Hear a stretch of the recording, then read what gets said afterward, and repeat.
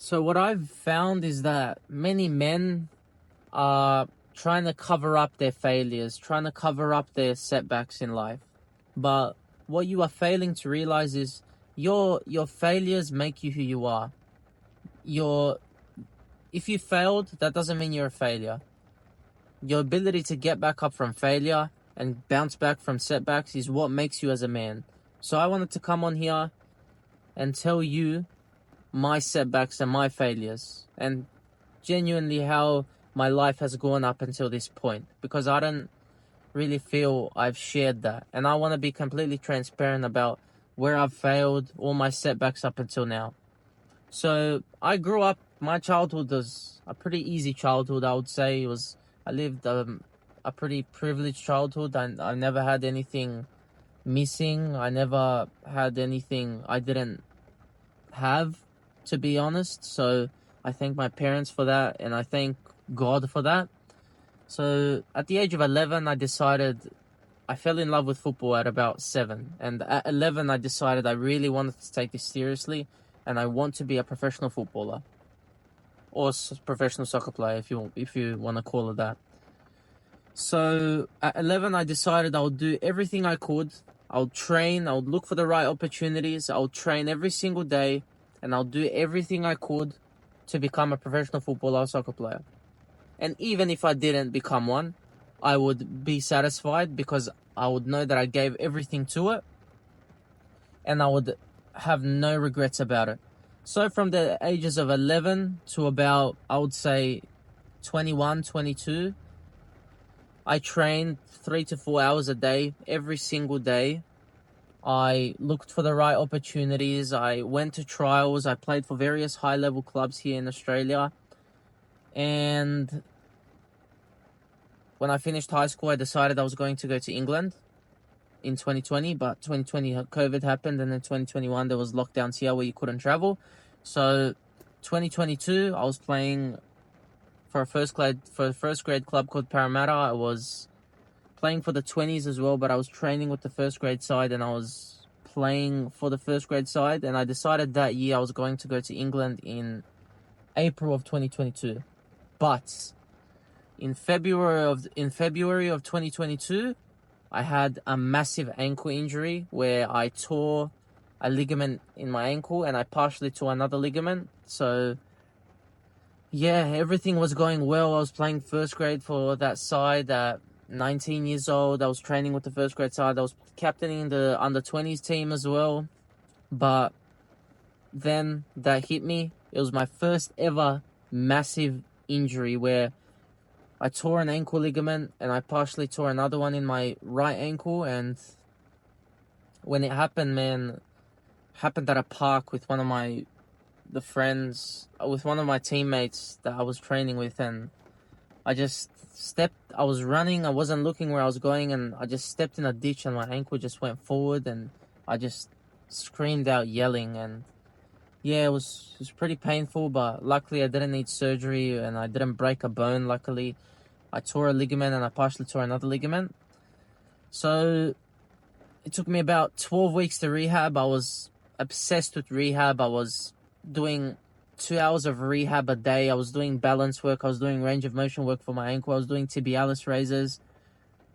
So it took me about 10 to 12 weeks to get back after that. I played a couple games for my club here, and then in July of 2022, I decided to go to England with that. It's called a sort of a scouting academy, you could say. They bring a bunch of good players from Australia. They form a team, and we verse various other clubs in England. I went with my teammate, actually, and I got there, and truth be told, the first week was rough, man. It was very rough. I was extremely homesick. Couldn't sleep. I was sleeping 2-3 hours a night maximum. I couldn't eat. I was just really in my mind, and that week was probably a really, really tough week for me, and I just couldn't adapt to the new surroundings I was put in. And even though we had our first game and I scored in my first game, and I came back to where we lived after the game, and I just couldn't sleep that night. I couldn't eat. I couldn't do anything. And then the second game happened, and at around the 70th minute in the game, I would say, I hyperextended my left knee, and that was some. I couldn't tell you how I was feeling after that. I walked back to the change room and I was thinking, man, another injury. I've never had an injury in my life, and that was 2 in a row that year. So I hyperextended my knee. I did some rehab for it, and I decided to book my flight back to Australia. So because there was no need for me to be in England while I was injured. So I did about a month of rehab in England, and I came back here and I did some more rehab in the gym, and then I started training again, and I started training, and I would say in about October of 2022, I went in for a duel with someone. We were training, and boom, I just hear a massive click. And I had no idea what it was. I got back up. My knee didn't swell. I started running the week after, and then I decided to get an MRI randomly because my knee wasn't feeling like it was before.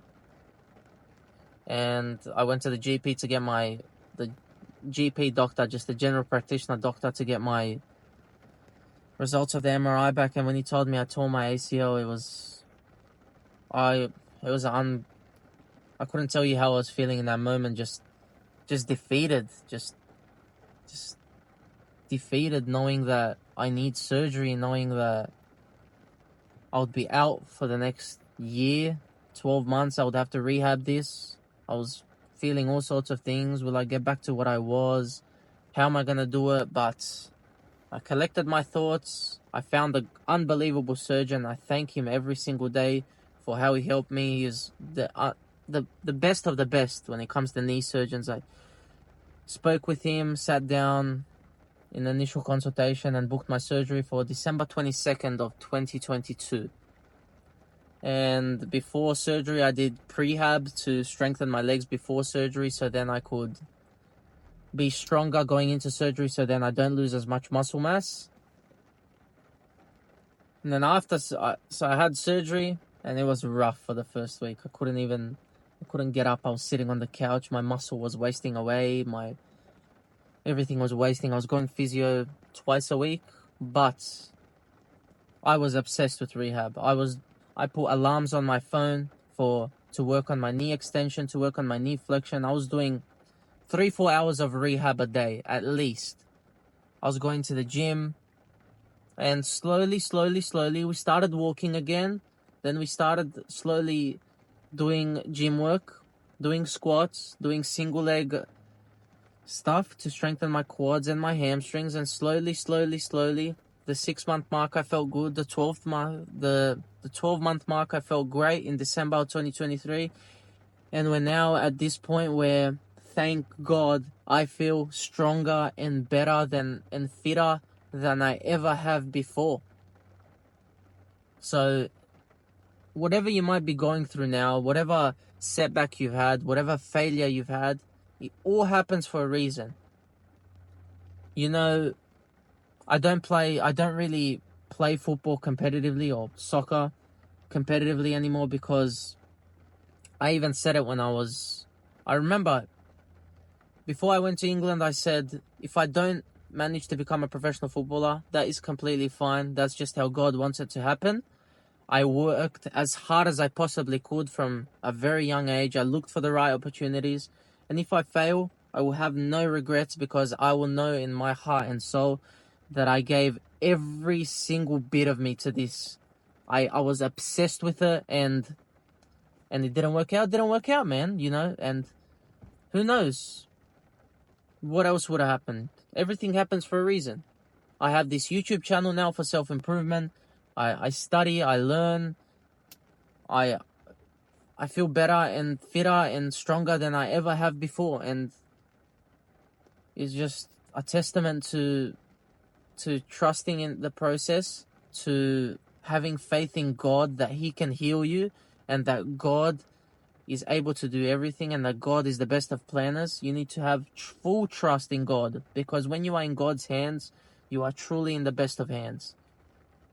So whatever you may be going through, any setback, any failure, don't view it as that you've failed and now this is something. Because I can admit to myself, I failed at becoming a professional footballer. And that is I'm completely okay with that. Because through football, I learned discipline. I learned how to train every single day, train even when you don't want to, doing the beep test, doing all that hard training has built up my discipline to a point where it's at an unbelievably high, I have an unbelievably high amount of discipline, and I have that to thank for it. And people tell me now, don't you miss football? Don't you just want to play for fun? Now, I never understood that mentality. Doing things for fun. Now, you might call me crazy, you might call me boring, you might call me, but I played football from the age of 11. I decided I am playing this to become a professional footballer. I'm not doing this for fun. I'm not doing this for fitness. I'm not doing this to make friends. So now I don't miss football. I don't miss playing because I gave everything I could to it. I was obsessed with it and it didn't work out. And now we move on to the next thing. And that's, I believe, how my personality is. When I do something, I either go all in or I don't do it at all. That's just me. So, failures, setbacks, if you want to achieve a great life, you're going to have them. And you're going to have to learn and bounce back from them stronger every single time. You know, it was hard in 2022. I never had a single injury in my life, and I had 3 in a row. 3 in a row, all 3 months apart. 3 injuries in a row, 3 months apart. It was absolutely crazy what happened, but each and every single one of those experiences, each and every single injury that happened that year made me stronger, made me better, and made me fitter than ever.